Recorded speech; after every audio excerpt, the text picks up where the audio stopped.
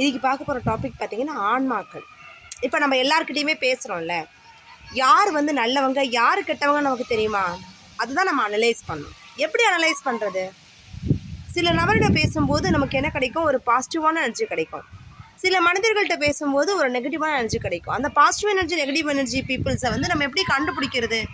அவங்க நல்லவங்க தானா கெட்டவங்க தானே எப்படி கண்டுபிடிக்கிறது? நல்லா கேட்டுக்கோங்க.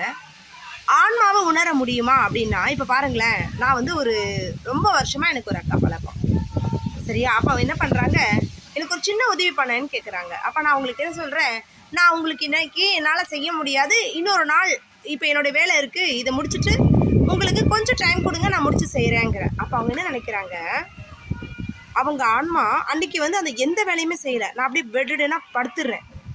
ஒரு ஆத்மாவுக்கு இவ்வளோ சக்தி இருக்குமா? இதே மாதிரி தான் நம்முள்ள பலர், நம்ம கூடக்கூடிய பேசக்கூடிய நபர்களில், இப்போ நீங்கள் ஒரு பிஸ்னஸ் பீப்புளாக இருக்கீங்க, இல்லை எஜுகேஷனில் இருக்கீங்க, உங்கள் என்ன தொழில் இருந்தாலும் சரி, உங்களை சுற்றி இருக்கிறவங்களோட வைப்ரேஷன் இருக்குல்ல, இது நெகட்டிவ் நெகட்டிவ் நெகட்டிவ் நெகட்டிவ்னா நம்மளை முன்னேறவே விடாமல் தடையாக இருக்கும். அப்போ அந்த முன்னேற விடாமல் தடையாக இருக்கிறாங்களோ அவங்களை எப்படி நம்ம அவாய்ட் பண்ணுறது? அதை தான் நம்ம சிந்திக்கணும், சரியா? நேர்மறை கொண்ட எண்ணங்கள், நேர்மறையான சிந்தனைகள் கொண்ட மனிதர்கள் நம்மளுடன் இருக்கும் போது நாம் எல்லாமே போகிற பாதை வெற்றி அடையும். அதே நேரம் தீய சிந்தனை கொண்ட எதிர்மறையான, சரியா, அந்த நபர்கள் நம்முடன் இருக்கும் பொழுது நம்மளால் என்ன செய்ய முடியாது? வெற்றி அடைய முடியாது. ஓகேவா? சிலர்கிட்ட பேசும்போதே தெரியும், என்னடா இது இன்னைக்கு என்ன இவ்வளோ சிக்கல் கொடுக்குது, அப்போ ஏதோ இன்னைக்கு ஒரு பிரச்சனை இருக்குது, மனசு சொல்லுதில்ல, அது உடனே கேட்கும். சரி, இப்போ ஒரு நல்ல ஒரு ரகசியம் சொல்கிறேன், சரிங்களா?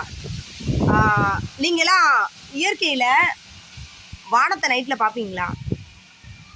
நான் பார்த்தேன், சரியா?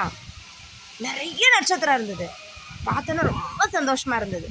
அப்புறம் சரி நினச்சேன், இன்னைக்கு இயற்கை ரொம்ப அழகாக இருக்குது, நம்ம போய் சாப்பிட்லாம் அப்படின்னு சொல்லிட்டு என்ன பண்ணேன், உள்ளே போனேன், தோசை வார்த்தை சாப்பிட்டேன். திடீர்னு வெளில வந்து பார்க்குறேன், நட்சத்திரத்தையே காணும், அழுக வந்துருச்சு, என்னடா இது அப்படின்னு சொல்லிட்டு. சரி, மறுநாள் நினச்சேன், நம்ம என்ன பண்ணக்கூடாது, நட்சத்திரத்தை இன்னைக்கு பார்க்கக்கூடாது, இல்லை நட்சத்திரம் மறைஞ்சு போய்ட்டு நம்ம சாப்பிடவே கூடாதுன்னு முடிவு பண்ணேன்.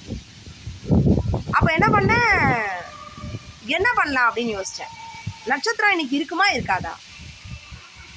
அப்போது சாப்பிடக்கூடாதுன்னு முடிவு பண்ணோன்னே என்ன பண்ணேன், சாப்பிடவே இல்லை. வந்து பார்க்குறேன், நட்சத்திரத்தையே காணும், ஏங்கி அழுதுகிட்டே இருக்கேன், காணுமேனு. அப்புறம் நான் சொன்னேன், இங்கே பாருங்கள், நான் போய் சாப்பிட்டு வந்துடுவேன், வந்துட்டேன்னா என்ன பண்ணோம், நீங்கள் நட்சத்திரம் இருக்கணும் அப்படின்னு. சரியா? நட்சத்திரம் வந்துடுவீங்களான்னு கேட்டேன். வந்து பார்த்தா நட்சத்திரமாக இருக்குது வானத்தில். ஆச்சரியம். அப்போ தான் நினச்சேன், எப்படி நட்சத்திரம் வந்தது வானத்தில்? முதல்ல பார்க்கும்போது இல்லை, ரெண்டாவது பார்க்கும்போது வந்துருச்சு. இது என்ன மிராக்கிள் பாருங்கள். நம்மள பலருடைய அந்த குணங்கள் இருக்குது. இப்போது எல்லாருமே ஜோசியம் ஜாதகம் நம்புவாங்க. நீங்கள் அந்த மாதிரி இருந்தால் மூட நம்பிக்கைகள் இருக்கக்கூடாதுன்னு சொல்கிறாங்க. ஒருத்தர் சொல்கிறான், நீமா இந்த ராசி இந்த நட்சத்திரத்தில் பிறந்தவங்களோட குணாதிசயங்கள் இப்படி தான் இருக்கும், அவங்க இப்படி தான் வெற்றி அடைவாங்க, இப்படி தான் போவாங்க, இதை ப்ரொடக்ஷனாக கொண்டு வராங்க பிரபஞ்சத்தில். அது ஒரு தொழில் வியாபாரம் தான். அவேராக இருங்க அந்த விஷயத்தில், சரியா? என்ன ஆகும், இன்னைக்கு இந்த நட்சத்திரங்கள் மறையுது, நட்சத்திரங்கள் கோழுதுன்னா, இப்போ வானவியல் அறிஞர்கள் எவ்வளோ ஆயிரம் நட்சத்திரங்கள் வந்து வானத்தில் இருக்குதுன்னு சொல்கிறாங்க. அதுதானே உண்மை. அந்த நட்சத்திரங்கள் என்ன பண்ணுது, எங்கே போகுது, எப்படி மறையுது, காரணம் என்ன, அதுக்கு என்ன பெயர் கொடுத்துருக்குறாங்க?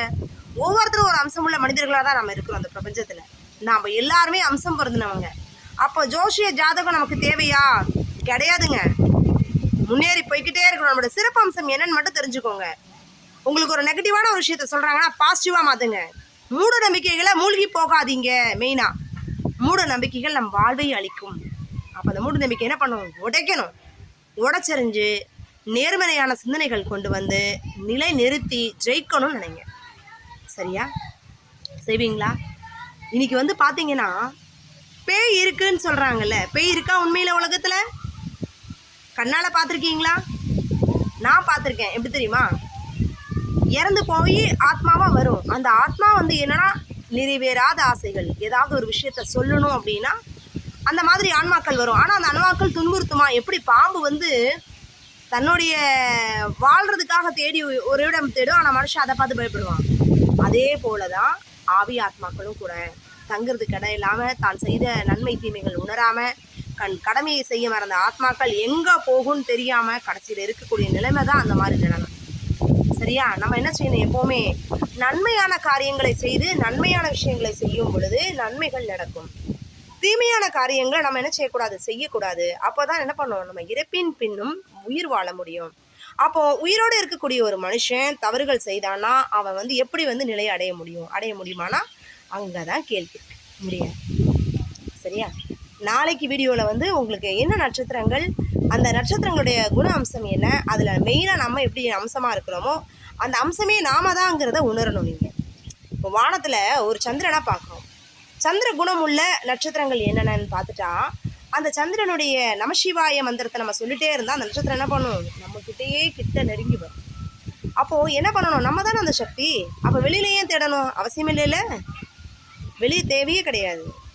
கோவில்கள் என்ன பண்ணுறோம், நம்ம ஒவ்வொரு சக்தி உருவமாக என்ன சொல்கிறாங்க கொடுத்துருக்குறாங்க. ஆனால் நாம் ஏமாறக்கூடாது, அதில் மூட நம்பிக்கைகளை மூழ்கி போகக்கூடாது, அவேராக இருக்கணும். சரியா?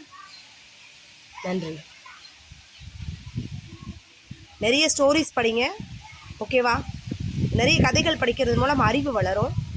அப்போது பாருங்கள், மலைகள் என்றைக்குமே தாழ்ந்து போகிறது கிடையாது. மலைகளோட உயரம் எப்போவுமே உயரத்தில் தான் இருக்கும், யாருமே அதை அசைக்க முடியாது. அதே போல தான் நம்மளோட சிந்தனைகள் உயர்வாக இருக்கணும், எண்ணங்கள் உயர்வாக இருக்கும்போது வாழ்க்கையில் நம்ம உயர்ந்து கொண்டே செல்வோம். மலை போல நம்மை துன்புறுத்துபவர்களுக்கும் பாடம் கற்பித்து என்ன பண்ணணும், அவங்க நம்ம பாதிப்புக்குள்ளே வாழ்க்கைக்குள்ளே நமக்கு பிரச்சனைகளை கொடுக்கக்கூடாது. அதை மட்டும் ஞாபகம் வச்சுக்கோ. சரியா? இன்றைக்கி சொன்ன கருத்தை பிடிச்சதா லைக் பண்ணுங்கள், ஷேர் பண்ணுங்கள், கமெண்ட் பண்ணுங்கள் அண்ட் சப்ஸ்கிரைப் பண்ணுங்கள்.